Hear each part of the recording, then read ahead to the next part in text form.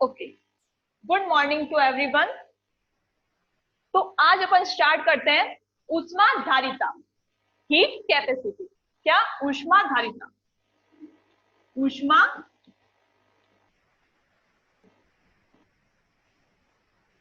धारिता, heat capacity, heat capacity. तो ऊष्माधारिता क्या होती है? पदार्थ का ताप 1 केल्विन बढ़ाने के लिए, 1 केल्विन बढ़ाने के लिए दी गई ऊष्मा क्या कहलाती है? ऊष्माधारिता कहलाती है। कि पदार्थ का ताप या किसी पदार्थ या निकाय का ताप 1 केल्विन बढ़ाने के लिए दी गई ऊष्मा ऊष्माधारिता कहलाती है। ठीक है, तो किसी पदार्थ या निकाय का ताप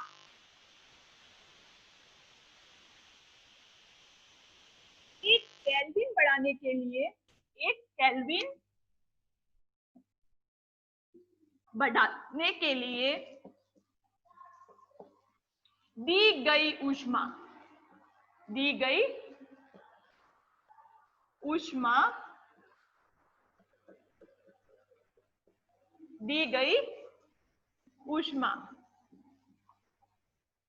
ऊष्माधारिता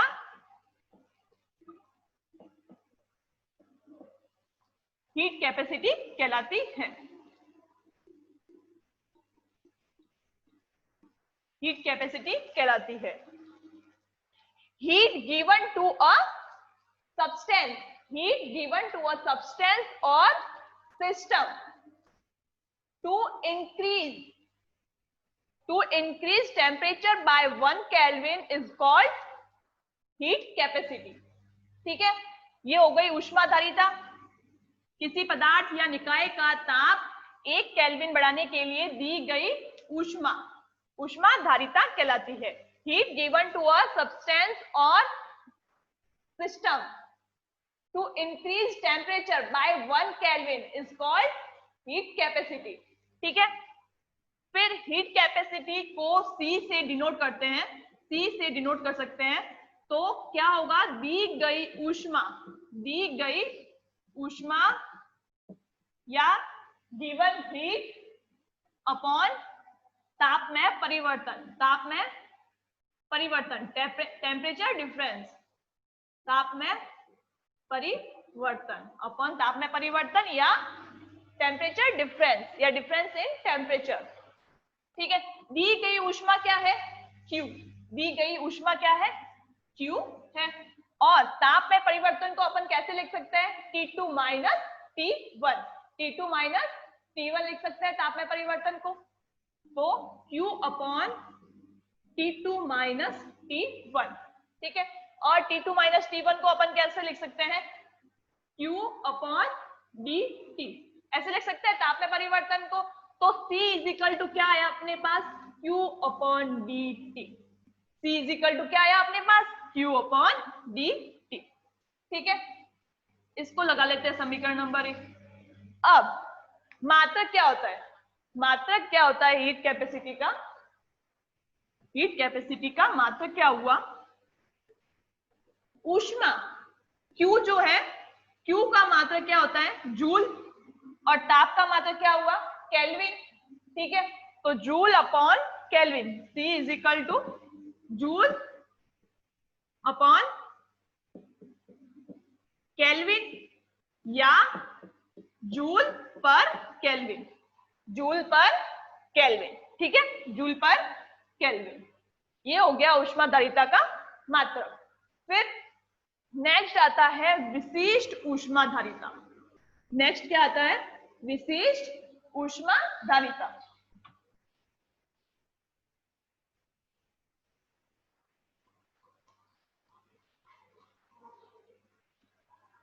विशिष्ट ऊष्माधारिता, स्पेसिफिक हीट कैपेसिटी। विशिष्ट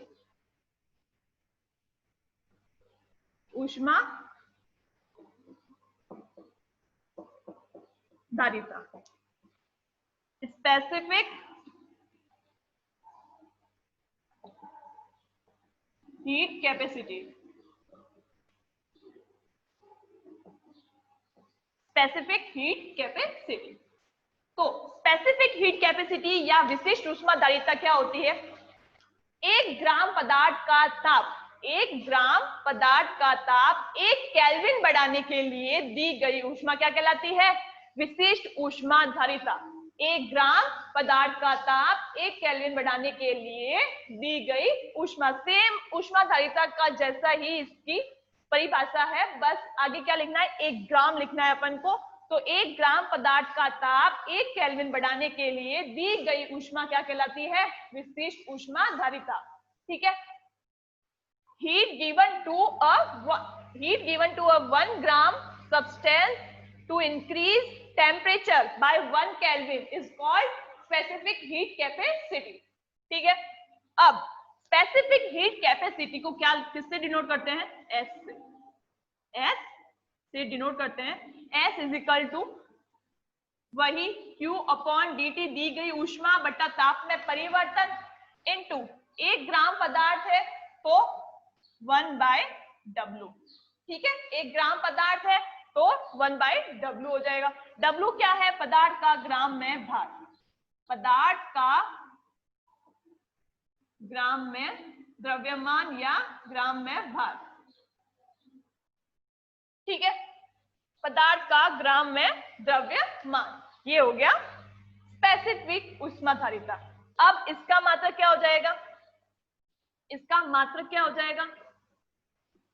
ऊष्माधारिता का मात्रक क्या है? जूल पर केल्विन है, जूल पर केल्विन। ठीक है। और क्या हो जाएगा? पर ग्राम, पर ग्राम। ठीक है। जूल पर केल्विन पर ग्राम हो जाएगा। ये हो गया विशिष्ट ऊष्माधारिता का मात्रक। ठीक है। ये हो गई विशिष्ट ऊष्माधारिता।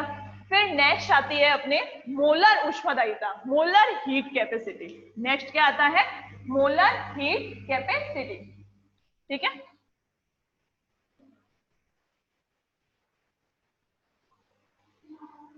मोलर हीट कैपेसिटी,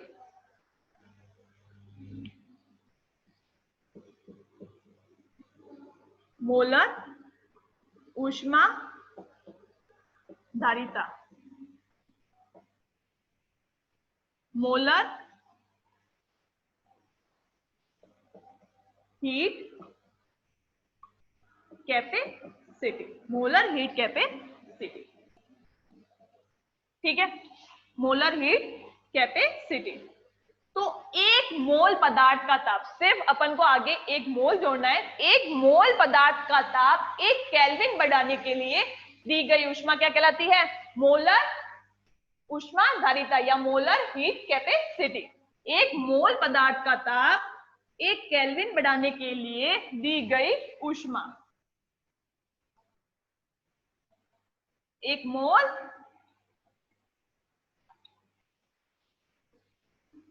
पदार्थ का ताप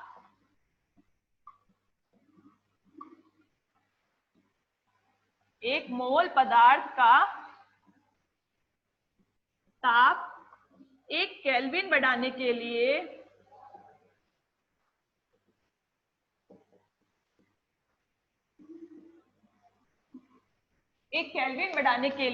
दी गई ऊष्मा। 1 मोल पदार्थ का ताप 1 केल्विन बढ़ाने के लिए दी गई ऊष्मा। Heat given to a 1 mole substance to increase temperature by 1 Kelvin is called molar heat capacity. Molar heat capacity, molar ऊष्माधारिता।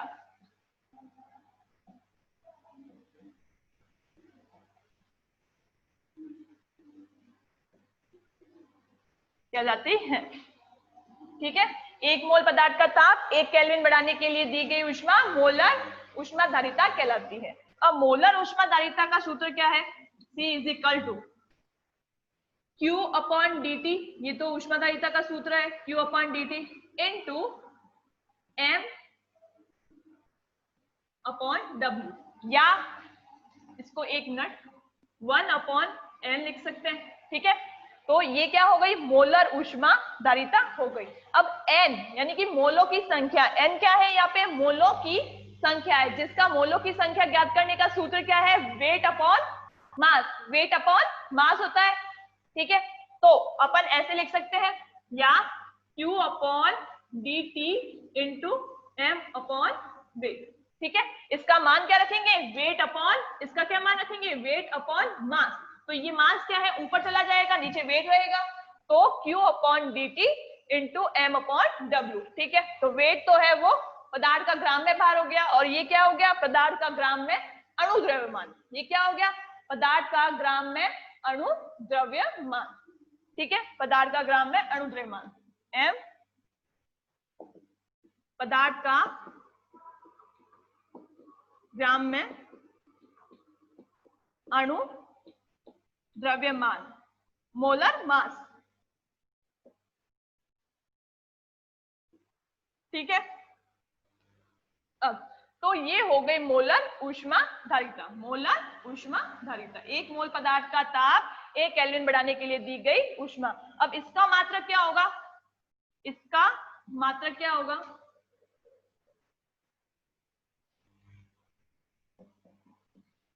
ऊष्मा धारिता का मात्रक क्या है, जूल पर केल्विन है, ठीक है। और मोल अपन ने ऐड किया है तो पर मोल, जूल पर केल्विन पर मोल, ठीक है। ये हो गया इसका मात्रक, मोलर ऊष्मा धारिता का मात्रक। मोलर ऊष्मा धारिता का क्या होगा, ये मात्रक। अब पदार्थ या निकाय को दी गई ऊष्मा, पदार्थ या निकाय को दी गई ऊष्मा दो परिस्थितियों में दी जा सकती है। अतः ऊष्माधारिता क्या होती है, दो प्रकार की होती है। पदार्थ या निकाय को दी गई ऊष्मा दो परिस्थितियों में दी जा सकती है, अतः ऊष्माधारिता दो प्रकार की होती है। पदार्थ या निकाय को दी गई ऊष्मा, निकाय को, निकाय सिस्टम को दी गई ऊष्मा, पदार्थ या निकाय को दी गई ऊष्मा दो परिस्थितियों में दी जा सकती है।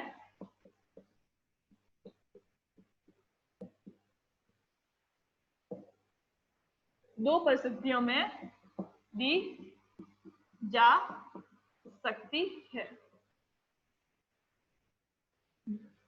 सब्सटेंस को अपन जो ऊष्मा दे रहे हैं, जो सब्सटेंस को अपन जो हीट दे रहे हैं, वो दो कंडीशन में सब्सटेंस को दी जा सकती है, पदार्थ को दो कंडीशन में दी जा सकती है। एक तो अतः तो हीट कैपेसिटी के टू टाइप्स होते हैं। अतः ऊष्मा धारिता कितने प्रकार की होती है, दो प्रकार की होती है। अतः ऊष्मा धारिता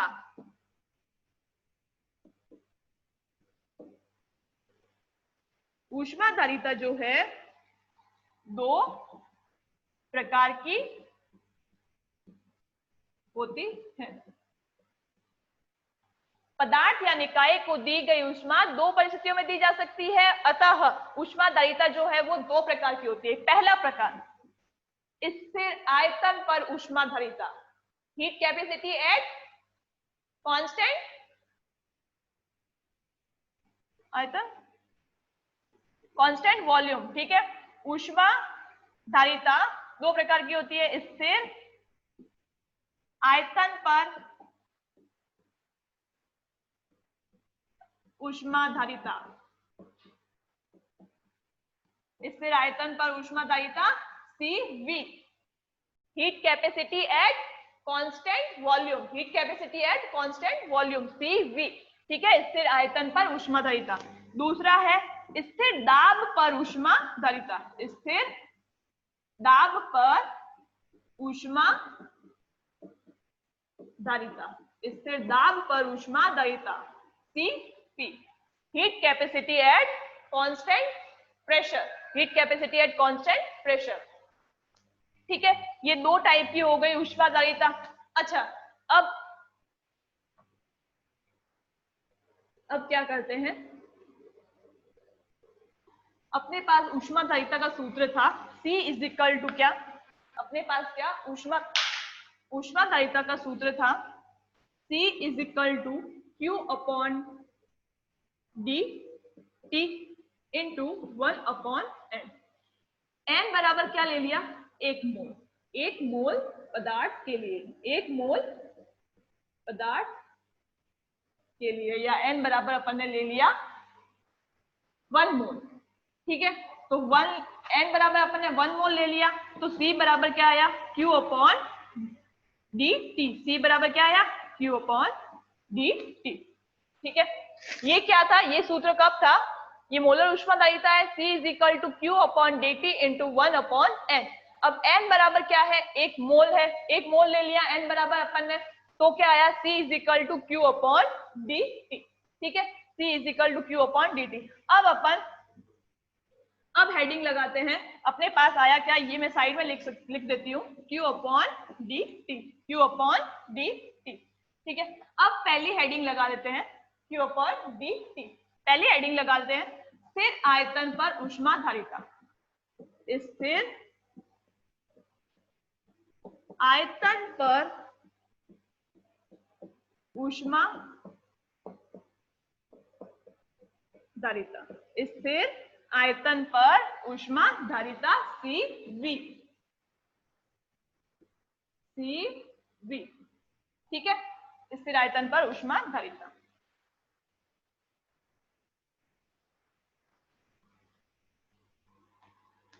तो स्थिर आयतन पर किसी पदार्थ का ताप 1 केल्विन बढ़ाने के लिए दी गई ऊष्मा क्या कहलाती है, स्थिर आयतन पर ऊष्माधारिता CV कहलाती है। क्या है, स्थिर आयतन पर किसी पदार्थ का ताप 1 केल्विन बढ़ाने के लिए दी गई ऊष्मा CV कहलाती है। ठीक है, स्थिर आयतन पर किसी पदार्थ का ताप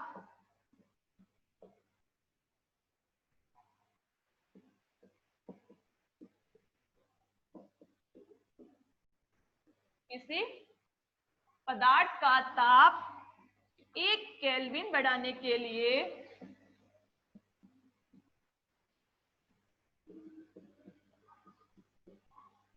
दी गई ऊष्मा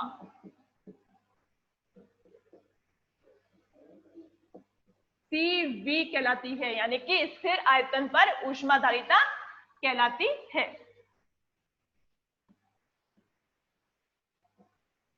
क्या है स्थिर आयतन पर ऊष्माधारिता, स्थिर आयतन पर किसी पदार्थ का ताप 1 केल्विन बढ़ाने के लिए दी गई ऊष्मा CV कहलाती है।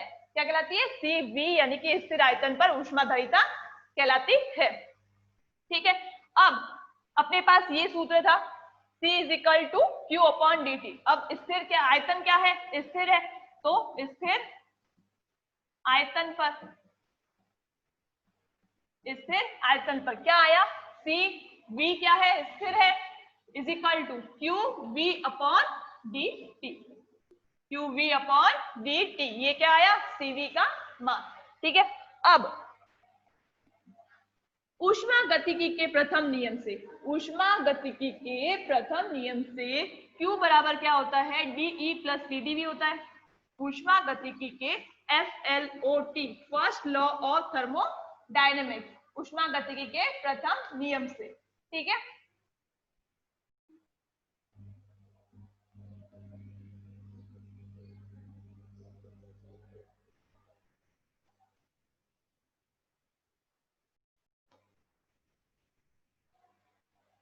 अब फ्लॉट के नियम से Q इज इक्वल टू क्या होता है, DE plus PdV। DE is equal to Q is equal to DE plus PdV, ये होता है ऊष्मागतिकी के प्रथम नियम से।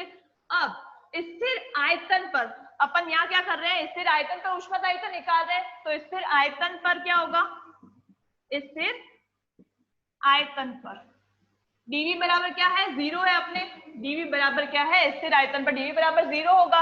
अब dV बराबर 0 है तो ये पूरा पद क्या होगा, 0 होगा। dV का मान 0 है तो P भी 0 होगा, तो Q बराबर क्या है अपने पास, सिर्फ डी ई। तो क्यू वी यानी कि स्थिर आयतन है, स्थिर आयतन पर Q V is equal to D E आया। ठीक है, समझ में आया? इतना इतना समझ में आया आपको?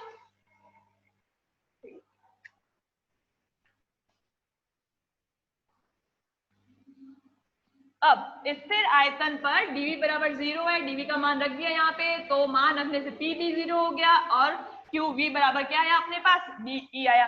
अब ये जो qv का मान है अपन समीकरण इसको ले लेते हैं 2, इसके अंदर रख लेते हैं qv का मान। ठीक है, समीकरण qv का मान समीकरण 2 में रखने पर, qv का मान समीकरण 2 में रखने पर क्या आया अपने पास? CV is equal to DE। QV का मान कितना आया? DE, तो DE upon DT, DE upon DT। ठीक है, यहाँ अपन इसको ऐसे भी लिख सकते हैं, CV is equal to del E upon del T at constant V। आयतन क्या है? स्थिर है, at constant V। CV is equal to del E upon del T at constant V। ये आ गया अपने पास CV का मान। इसको लेते हैं समीकरण नंबर 3। अब अपन CV का मान जो है वो ये वाला यूज करेंगे, CV का मान ये वाला यूज करेंगे। ठीक है,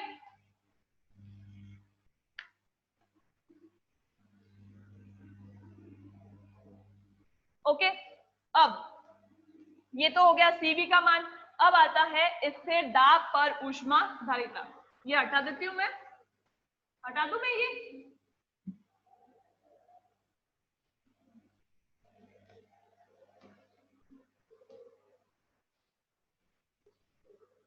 मैं साइड में लिख लेती हूँ। CV इज इक्वल टू क्या है अपने पास? Del E upon del T at constant V, del E upon del T at constant V। ठीक है, ये आए दो सूत्र अपने पास। अब दूसरा क्या था? स्थिर दाब पर ऊष्मा धारिता। स्थिर दाब पर ऊष्मा धारिता। स्थिर दाब पर क्या है? ऊष्मा धारिता Cp। स्थिर दाब पर ऊष्मा धारिता, heat capacity at constant pressure, heat capacity at constant pressure. तो एक मोल पदार्थ का ताप, एक मोल पदार्थ का ताप 1 केल्विन बढ़ाने के लिए, पदार्थ का ताप 1 केल्विन बढ़ाने के लिए, का ताप 1 केल्विन बढ़ाने के लिए दी गई ऊष्मा Cp कहलाती है।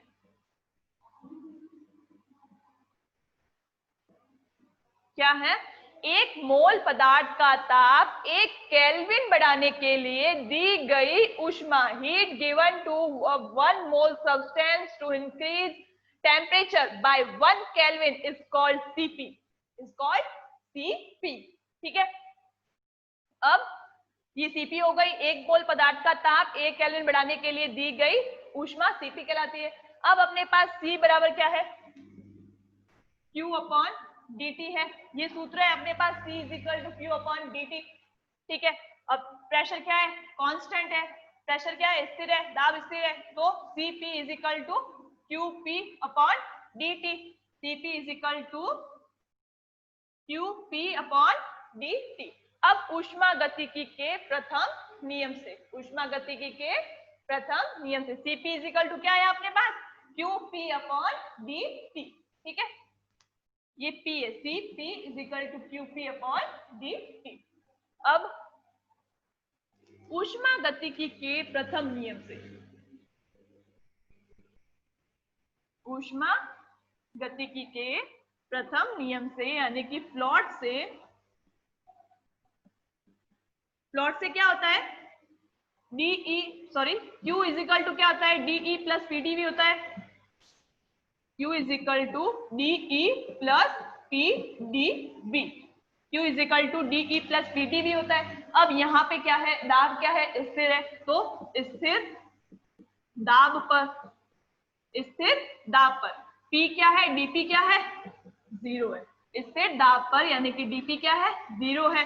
तो अपने पास क्या आया, तो यहाँ पे P क्या है, कांस्टेंट है, स्थिर दाब पर है, यानी कि dP बराबर क्या है, 0। दाब में परिवर्तन क्या होगा, 0 होगा। तो QP is equal to DE plus PdV। ये आया अपने पास QP is equal to DE plus PdV। अब QP का मान आ गया अपने पास। अब ये QP का मान जो था वो, ये कौन सा था, समीकरण नंबर 4, ठीक है। इस QP का मान जो है अपन इस समीकरण में रख देते हैं। इस QP का मान इस समीकरण में रख देंगे। तो CP इज इक्वल टू क्या आया अपने पास, CP इज इक्वल टू क्या आया, QP का मान, QP का मान यहाँ पे रख देंगे, DE plus PdV upon DT। मान रख दिया यहाँ पे QP का, ठीक है।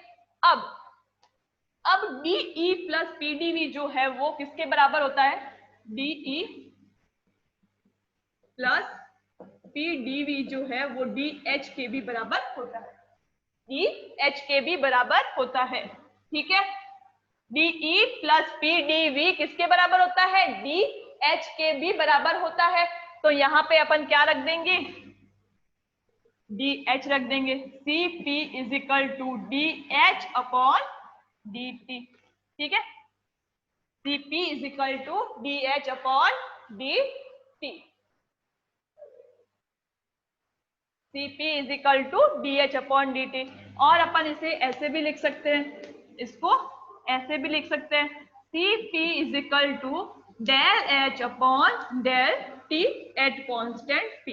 ये आ गया अपने पास CP की वैल्यू, समीकरण नंबर 5। ये आई अपने पास CP की वैल्यू, ठीक है। तो एक ये CV की value, CV is equal to del E upon del T at constant V, और ये है CP की वैल्यू, स्थिर दाब पर ऊष्माधारिता del H upon del T at constant P, ठीक है। ये स्थिर आयतन पर ऊष्माधारिता, ये स्थिर दाब पर ऊष्माधारिता, ठीक है।